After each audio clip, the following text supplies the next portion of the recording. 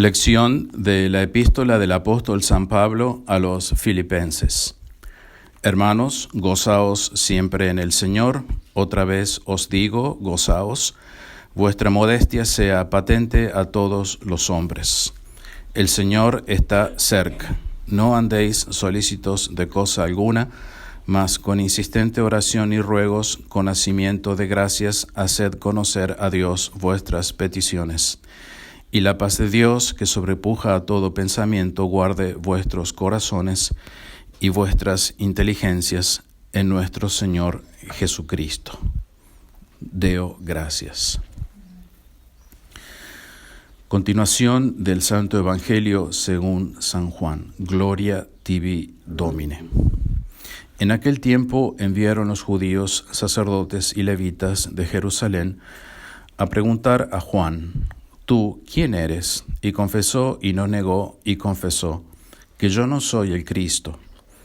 Y le preguntaron, pues, ¿quién eres? ¿Eres tú Elías? Y dijo, no soy. ¿Eres tú el profeta? Y respondió, no. Y le dijeron, pues, ¿quién eres? Para que podamos dar respuesta a los que nos han enviado. ¿Qué dices de ti mismo? Él dijo, yo soy voz del que clama en el desierto. Enderezad el camino del Señor, como dijo Isaías, profeta.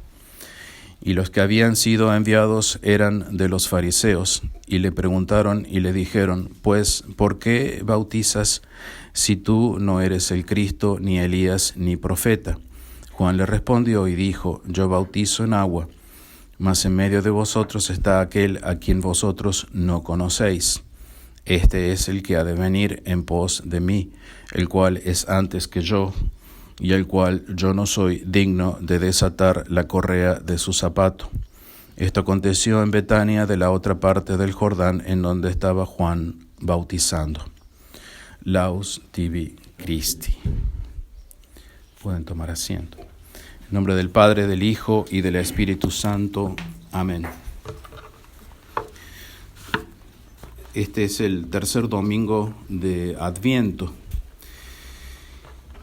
Hemos escuchado en este Evangelio que se le hace una serie de preguntas a Juan el Bautista y vemos cómo estaba desorientada la élite judía. ¿Quién eres tú? Él dice, yo no soy el Cristo. ¿Eres tú Elías? No lo soy. ¿Eres el profeta? Creencia judía basada en una incorrecta lectura del Deuteronomio, que en realidad se refiere a nuestro Señor Jesucristo, pero que ellos creían que se refería a un profeta que debería venir. Y él respondió, no. Entonces, ¿quién eres tú? No tenían ni la mínima idea de quién era San Juan el Bautista. Y estas preguntas ya tenían su respuesta, habían sido respondidas en el Antiguo Testamento.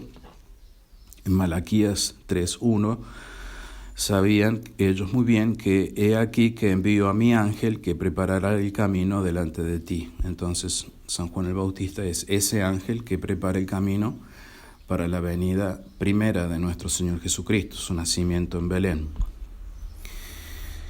Hoy, después de tantos años, nos encontramos también desorientados en la iglesia y la humanidad entera se encuentra desorientada. La iglesia ha luchado mucho, ha trabajado muchísimo por evangelizar a todo el mundo, 2000 años de evangelización más, y sin embargo, con respecto a los acontecimientos que estamos viviendo, a lo que se está esperando en un futuro inmediato, se está todavía desorientado, así como estaban los judíos. Y esto porque en la iglesia no es que haya habido ruptura con respecto al tema que voy a hablar, sino que ciertamente ha habido un silencio. Se ha buscado de silenciarlo lo más que se pueda, contra toda evidencia escriturística, contra evidencias externas también de testimonios importantes como la Didaché, que aun cuando se haya, sus textos originales se hayan descubierto hace poco, no cambia eso en nada, pues la Didache fue escrita al menos alrededor del año 80, que se sepa, 80, o sea, estamos hablando de menos de 50 años después de la muerte de Cristo, y que nos enseña verdaderamente lo que estamos viviendo hoy y lo que está por acontecer en el futuro inmediato. O sea, no cambia que se haya descubierto hace poco en nada. Sí añade, por supuesto, al silencio. Evidentemente que santos no tuvieron acceso a la Didache,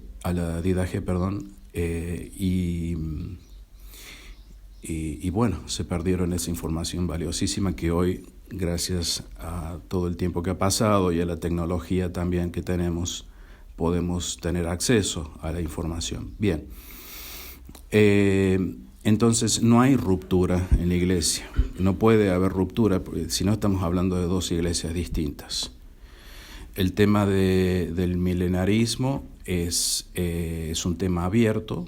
Yo no lo puedo enseñar como algo seguro, porque la iglesia no lo ha zanjado, pero si uno sigue literalmente las profecías y los acontecimientos, no puede menos que llegar a la conclusión de que eso es así, por más que la iglesia oficialmente no lo diga.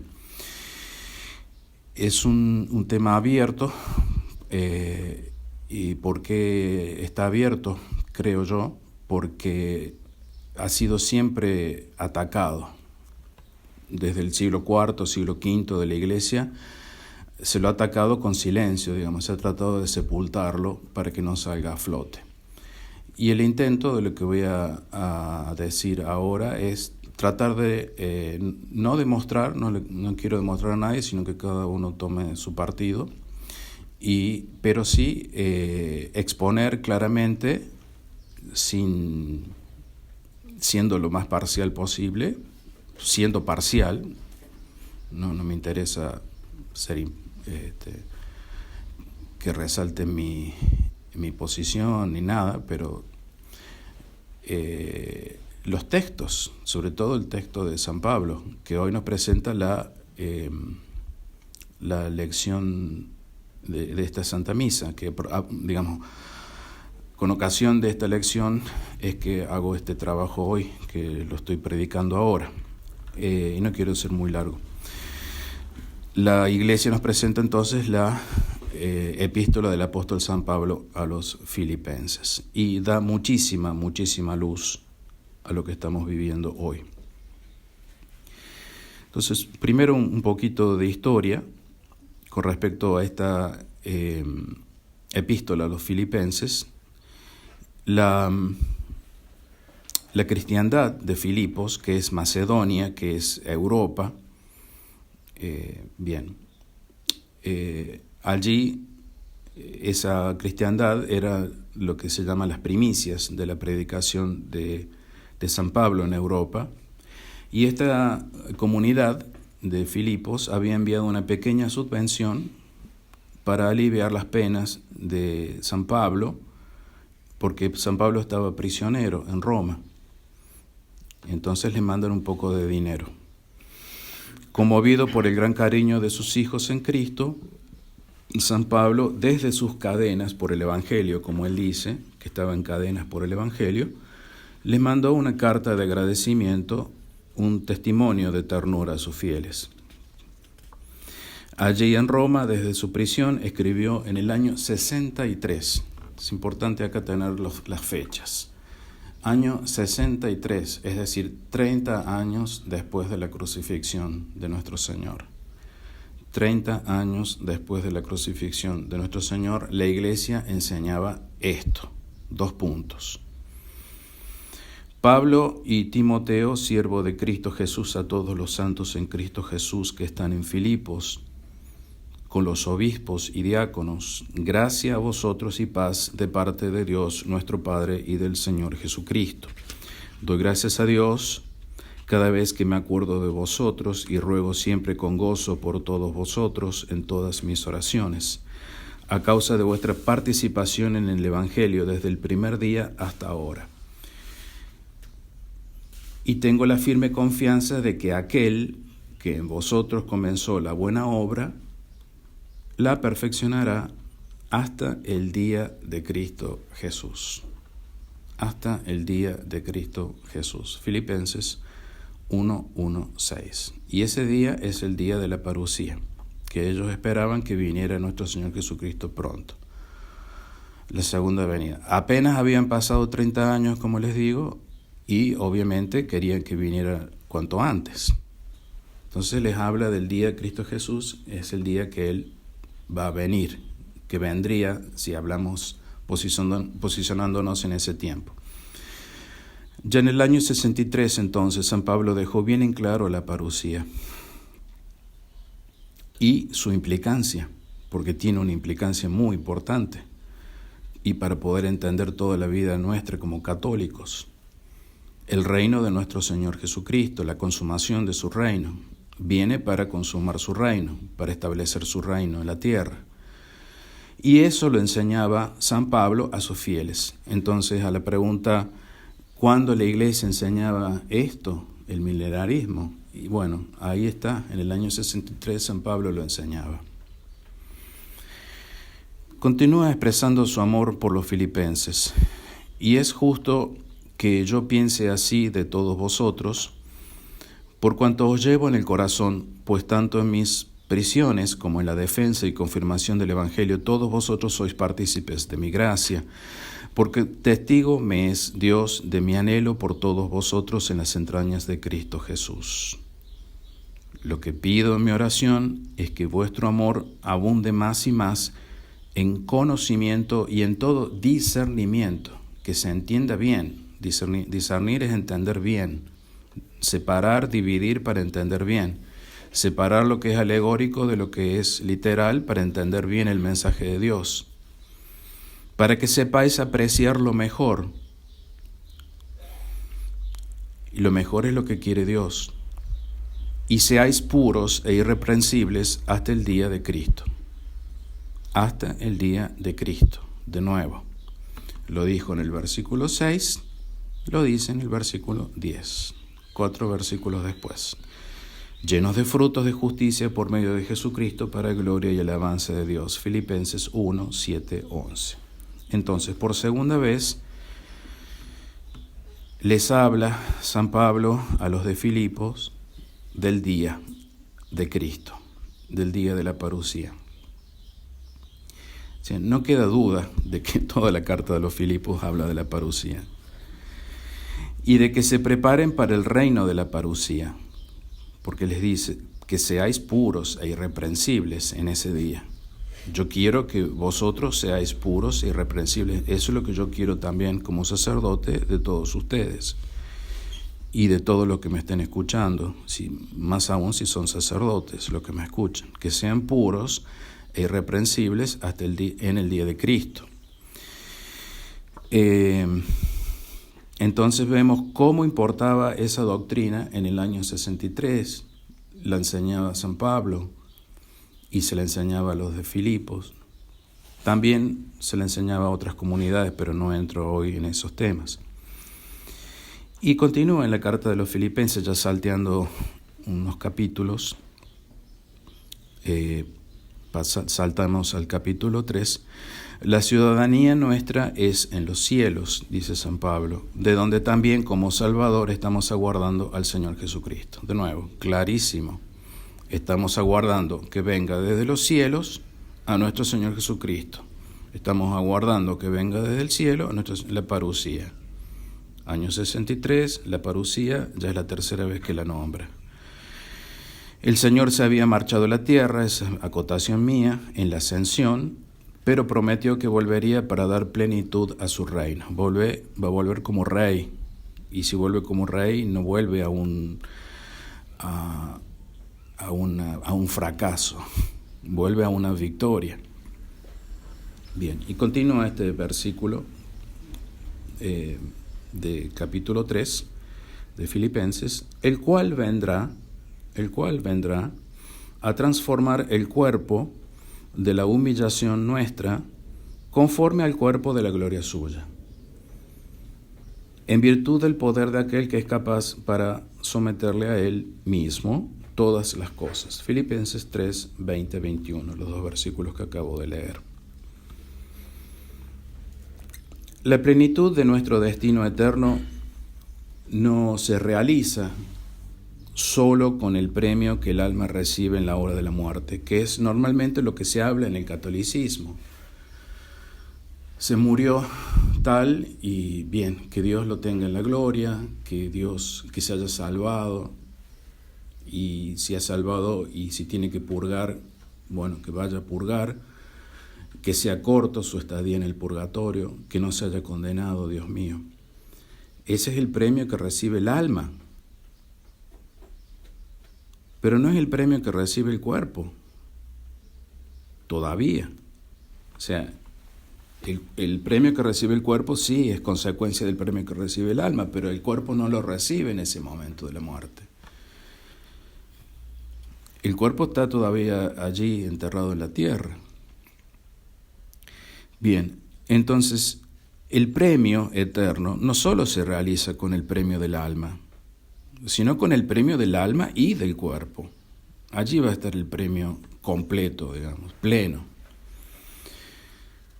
Y ese cuerpo, para que sea realmente un premio, tiene que ser conforme al cuerpo de la gloria suya, como dice San Pablo recién, lo acabamos de leer, transformará el cuerpo de la humillación nuestra, nuestro cuerpo pervertido, por así decir, conforme al cuerpo de la gloria suya. Va a ser igual a su cuerpo glorioso, igual en el sentido de que va a ser glorioso como el de él. Ese es el premio. Vuelvo a reiterar, no es el premio del alma solamente, y nosotros no quedamos allí como medio camino cuando pensamos en eso. El alma sí tiene un premio, pero también tiene que tener premio el cuerpo. San Pablo exhortaba a sus fieles a alcanzar de Dios una resurrección gloriosa, la de los justos conforme al cuerpo de su gloria. En cambio, para aquellos cuyo fin sea la perdición, ciertamente que no alcanzarán una resurrección gloriosa. Entonces estamos hablando cualitativamente de dos tipos de resurrección: una resurrección gloriosa y una resurrección que no es gloriosa para aquellos que se pierdan. ¿Que van a resucitar? Sí van a resucitar, pero que su resurrección vaya a ser gloriosa, eso no. Y eso lo dice unos versículos antes San Pablo, Filipenses 3, 18, 19, o sea, los dos versículos antes de lo que acabo de leer. Porque muchos de los que andan son, lo repito con lágrimas, enemigos de la cruz de Cristo, cuyo fin es la perdición, cuyo Dios es el vientre y cuya gloria es su vergüenza, teniendo el pensamiento puesto en lo terreno. Entonces, hay gente cuyo fin es la perdición. ¿Y esa gente va a resucitar? Sí, va a resucitar, pero no va a resucitar con la gloria de los otros. Eso es claro. Entonces estamos hablando de una doble resurrección, en calidad o en cualidad. Es decir, el pensamiento puesto en lo terreno, el pensamiento puesto en aquello que se opone a Dios, el enemigo de Dios, en contraposición a tener el pensamiento puesto en el cielo o en las cosas del cielo o en Dios como corresponde. Entonces, ¿qué resurrección tendrán aquellos cuyo fin sea la perdición? Y hay varios textos que son bien claros en cuanto a la cualidad de la resurrección de unos y de otros. Los que hayan hecho el bien para resurrección de vida, y los que hayan hecho el mal para resurrección de juicio. San Juan 5, 29. Y se despertarán unos para la vida eterna, se despertarán, es decir, resucitarán, unos para la vida eterna, otros para ignominia y vergüenza eterna. Daniel 12, 2. Uno del Nuevo Testamento y uno del Antiguo Testamento. El profeta Daniel dice lo mismo. Entonces, doble resurrección cualitativamente. La distinción principal en esta doble resurrección está ciertamente en las obras que uno haya realizado. cómo se haya comportado con respecto a la voluntad de Dios, si para bien o para mal. Bien, eso es fácil de entender. Y todos nos esforzamos ciertamente por alcanzar la gloria, la resurrección gloriosa, eso es evidente. Y aquí viene el meollo de la cuestión. Es claro que San Pablo dice que viene para transformar el cuerpo de la humillación nuestra, nuestro cuerpo vil, conforme al cuerpo de la gloria suya. No viene en la parusía a transformar el cuerpo de los réprobos. No dice eso San Pablo. Nada dice en este pasaje, de la resurrección de los réprobos.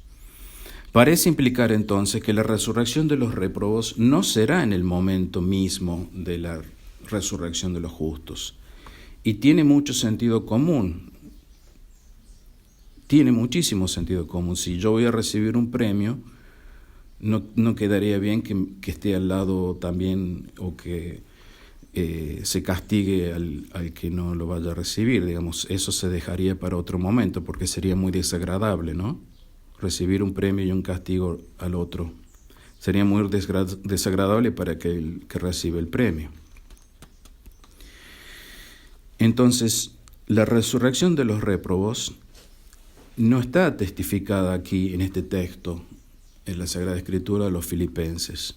Sí está testificada la resurrección gloriosa en la parusía. Y esto está a la base del milenarismo, o consumación del reino, cuando venga nuestro Señor Jesucristo en la parusía. ¿Por qué? Porque habrá una resurrección entonces como inicio de ese reino en la tierra, que es la resurrección de los justos, una resurrección gloriosa, y al final del reino en la tierra, cuando ya se lo vaya a entregar al Padre y venga el juicio final, una resurrección para la vergüenza de los réprobos, que se tendrán que presentar como réprobos con sus cuerpos en el juicio final. A la resurrección gloriosa San Pablo la describe en otros lugares, pero cada uno por su orden, como primicia a Cristo, luego los de Cristo en su parusía. Después, el fin, cuando Él entregue el reino al Dios y Padre, cuando haya derribado todo principado y toda potestad y todo poder. 1 Corintios 15, 23, 24. Y otro texto, porque el mismo Señor, dada la señal, descenderá del cielo a la voz del arcángel y al son de la trompeta de Dios, y los muertos en Cristo resucitarán primero.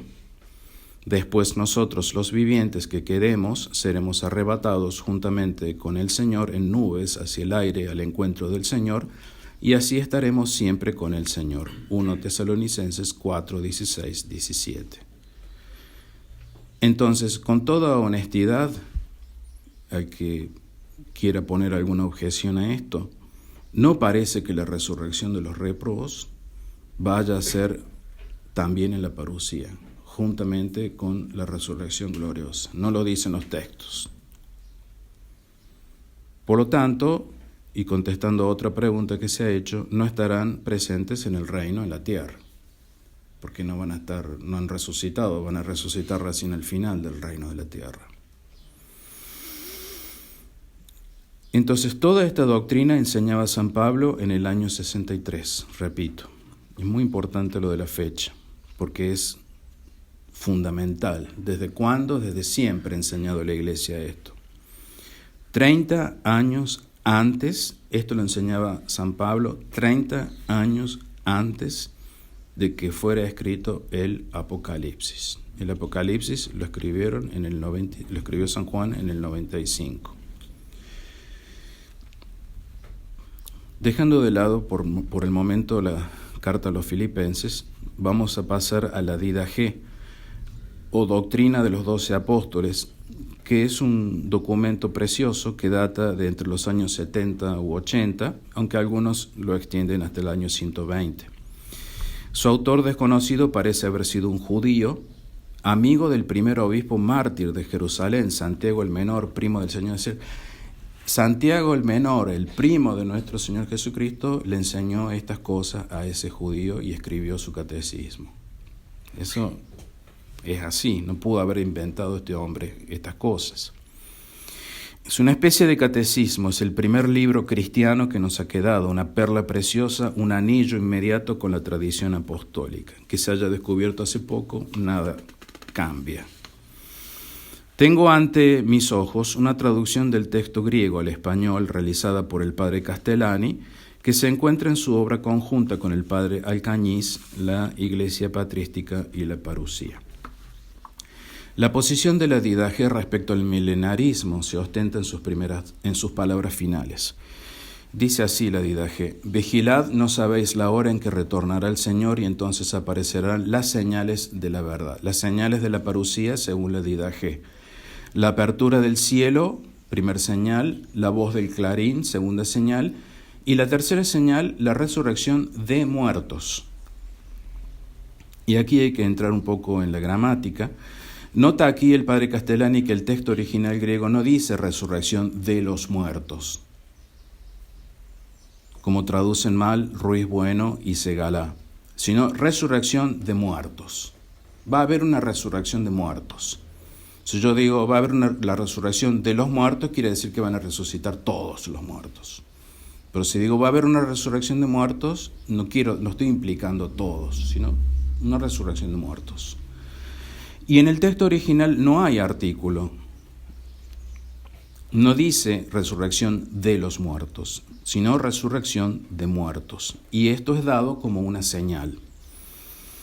Bien claro entonces, no de todos empero, dice la Didache, no de todos empero, sino como está escrito, vendrá el Señor y todos sus santos con él. O sea, el Señor vendrá con sus santos. Los santos van a venir, ya están resucitados, pero no viene con los réprobos. Zacarías 14:5. Y verá el mundo al Señor viniendo sobre las nubes del cielo. Bien, está ahí ese texto corto de la Didache.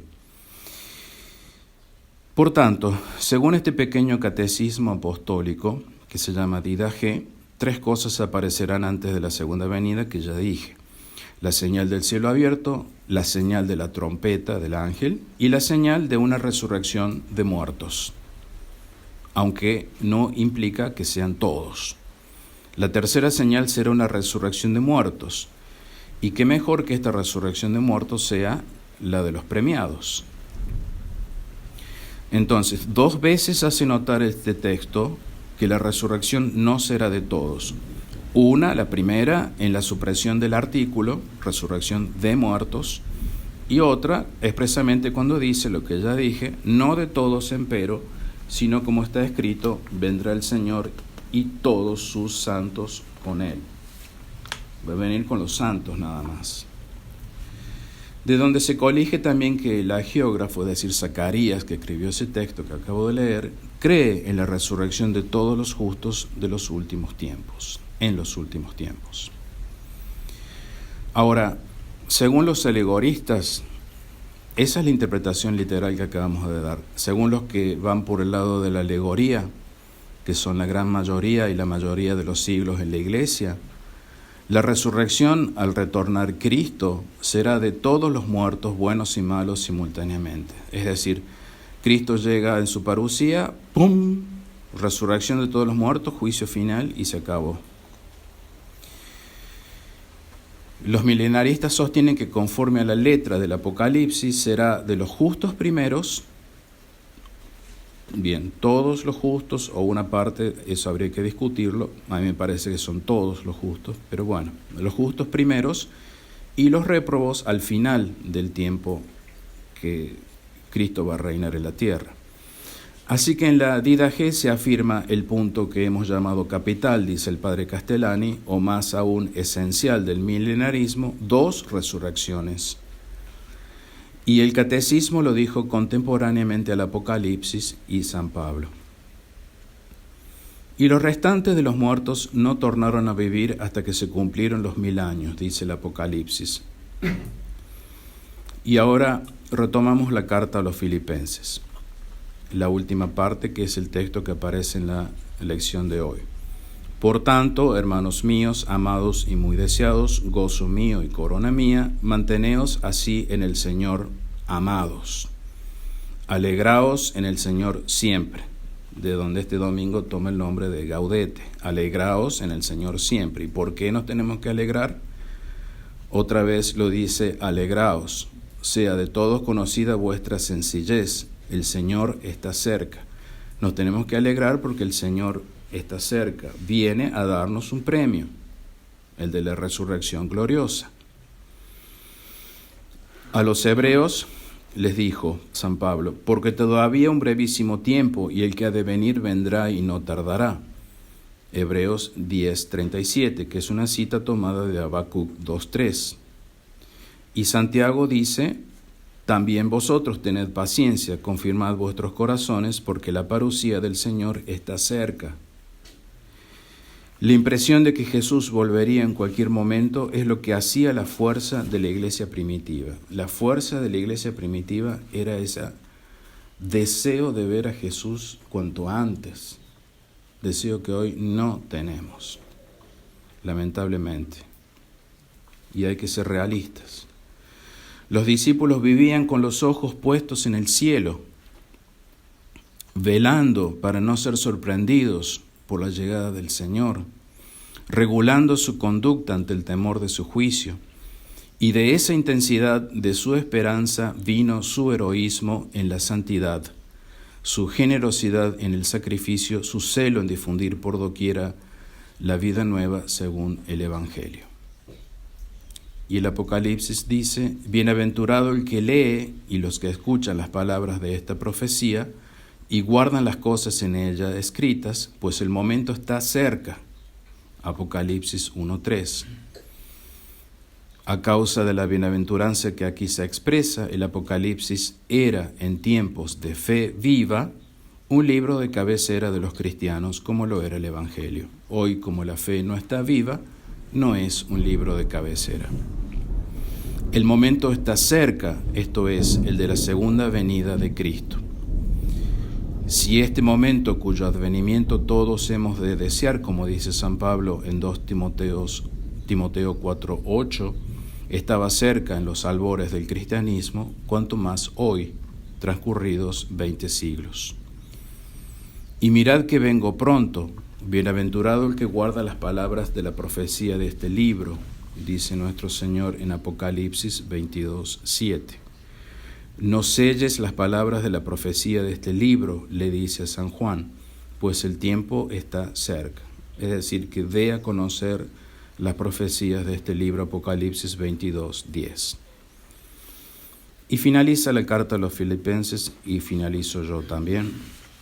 Por lo demás, hermanos, cuantas cosas sean conformes a la verdad, cuantas serias, cuantas justas, cuantas puras, cuantas amables, cuantas de buena conversación, si hay alguna virtud, si alguna alabanza, a tales cosas atended.